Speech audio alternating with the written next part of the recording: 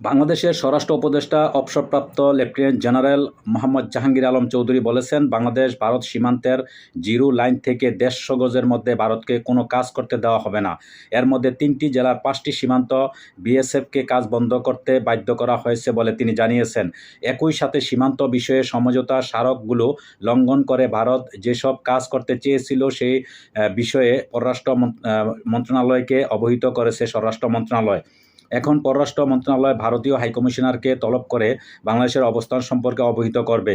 আমাদের বিজিবি শক্ত অবস্থান নেওয়ায় তারা কাজ বন্ধ করতে বাধ্য হয়েছে। বিজিবিকে সতর্ক অবস্থায় রাখা হয়েছে। ঢাকায় সচিবালয়ে এক প্রেস ব্রিফিংয়ে তিনি একথা বলেন। ঢাকা সচিবালয় স্বরাষ্ট্র মন্ত্রণালয়ের এক বৈঠকের পর বাংলাদেশ ভারত সীমান্ত পরিস্থিতি নিয়ে অবহিত করতে প্রেস ব্রিফিং ডাকা হয়েছিল।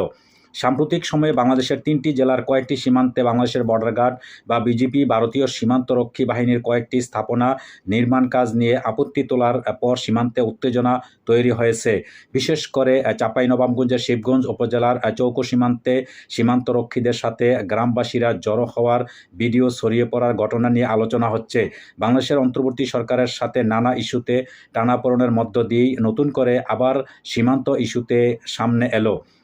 বিশেষ করে ভারতীয় সীমান্ত রক্ষীরা কয়েকটা এলাকা কাঁটাতারের বেড়া নির্মাণ কাজ শুরুর পর বাংলাদেশের তরফ থেকে তীব্র প্রতিবাদ জানানো হচ্ছে।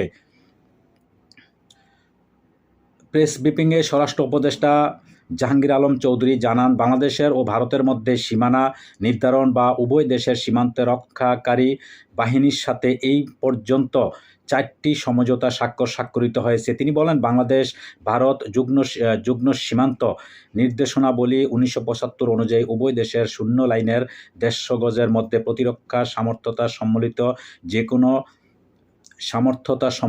যে কোনো কাজ সম্পূর্ণের বিষয়ে সুস্পষ্ট নিষেধাজ্ঞা রয়েছে। এছাড়া শূন্য লাইন থেকে 150 গজের ভিতরে কোনো উন্নয়নমূলক কাজ করতে হলে একে অপরের কাছ থেকে সম্মতি নিতে হবে।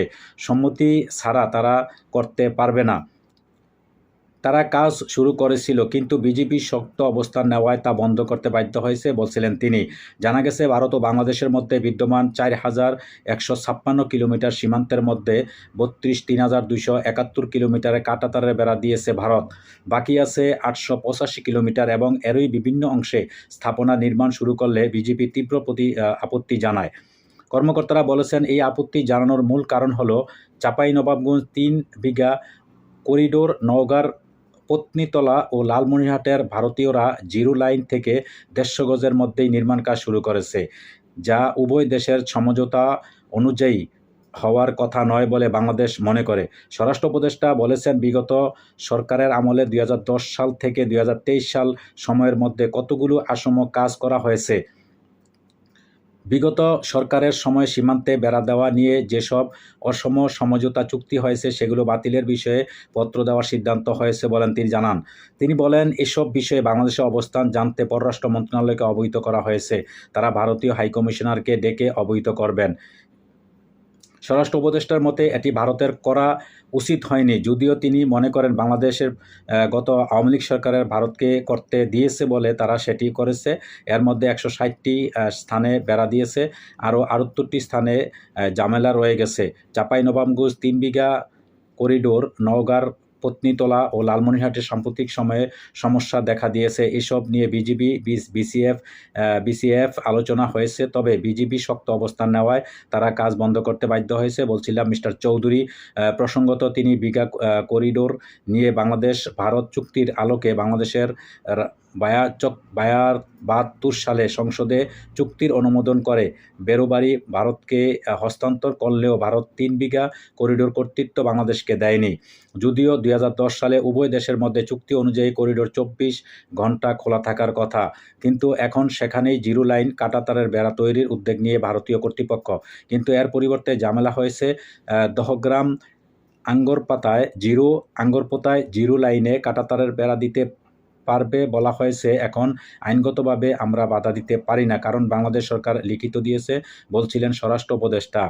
তিনি জানিয়েছেন যে বিজিবি ও স্থানীয় জনগণের প্রতিবাদের কারণে তিনি 3 বিঘা করিডোর ও নওগাঁর পত্নীতলা সহ কয়েকটি জায়গায় ভারত যে কাজ শুরু করেছিল সেটি বন্ধ হয়েছে। এই কাজগুলো আমরা করতে দিব না, বরং আমরা চিঠি দিব যাতে অসম চুক্তি বাদ দেওয়া যায়। পররাষ্ট্র মন্ত্রণালয়কে জানানো হয়েছে তারা ভারত সমস্যার চেষ্টা করলেও আমরা যেভাবে হোক সমাধানের চেষ্টা করব। স্বরাষ্ট্র উপদেষ্টার ব্রিফিংয়ে কিছুক্ষণ পরেই পররাষ্ট্র মন্ত্রণালয়ে হাজির হন ভারতীয় হাইকমিশনার প্রণয় বার্মা ও তার কাছে বাংলাদেশের আপত্তির বিষয়টি তুলে ধরা হয়েছে বলে জানা গেছে। ভারতের দিক থেকে নতুন সীমান্ত ব্যবস্থাপনায় কাঁটাতারের বেড়া স্থাপন এবং একই সঙ্গে নজরদারির জন্য একাধিক বৈদ্যুতিক যন্ত্র এবং অত্যাধুনিক ক্যামেরা লাগানো হয়েছে। সঙ্গে প্রহরীদের সতর্ক করার জন্য কিছু যন্ত্র লাগানো হয়েছে বিভিন্ন জায়গায়। নতুন এই সম্মতির ব্যবস্থাপনাকে ভারতীয় সীমান্তরক্ষী বাহিনী বিএসএফকে বলছে ইলেকট্রনিক সার্ভেইলেন্স অ্যাট ভালনারাবেল প্লেসেস ইএসবিপি ও অসুরক্ষিত এলাকাগুলির জন্য বৈদ্যুতিক নজরদারি ব্যবস্থা। অন্যদিকে যেসব স্থানে কাঁটাতারের বেড়া স্থাপনে উদ্যোগী হয়েছে বিএসএফ তার কয়েকটি জিরো লাইন থেকে 150 গজের ভিতরে হতেই আপত্তি করছে বাংলাদেশ বিজিপি। আবার যেখানে নদী বা অন্য কোনো কারণে কাঁটাতারের বেড়া দেওয়ার সুযোগ নেই সেখানে নজরদারির জন্য উচ্চ ক্ষমতা সম্পন্ন ক্যামেরা সহ বিশেষ যন্ত্র স্থাপন করা হচ্ছে।